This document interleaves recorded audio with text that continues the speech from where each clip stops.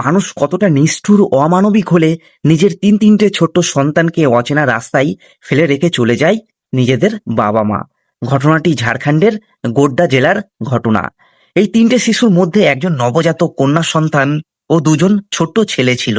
যেখানে হয়েছে তাদের বাবা মায়ের মধ্যে ডিভোর্স হয়ে গিয়েছিল।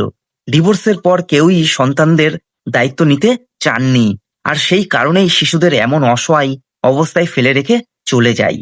এই ছোট্ট বাচ্চাগুলোর অপরাধ কি ছিল? ওরা তো এই পৃথিবীতে আসতে চায়নি। তাদের জন্ম দেওয়ার সিদ্ধান্ত নিয়েছিল ওদের বাবা মা। তাহলে দায়িত্ব নেওয়ার সময় কেন এই নিষ্ঠুরতা? একজন সদ্যজাত শিশু যে নিজের মুখে এক ফোঁটা খাবার তুলতে পারে না, আর দুজন ছোট্ট ভাই কিভাবে সেই পরিস্থিতিতে বেঁচে থাকবে?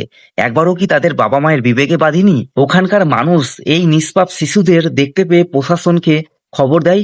প্রশাসন এসে এই শিশুগুলোকে উদ্ধার করে নিরাপদে তাদের দাদু দিদার কাছে পৌঁছে দেয়। আর তাদের বাবা মা পলাতক, তাদের খোঁজ চলছে। আপনার মতে এই নিষ্ঠুর বাবা মায়ের কি শাস্তি হওয়া উচিত বলে মনে করেন? অবশ্যই কমেন্টে জানাবেন।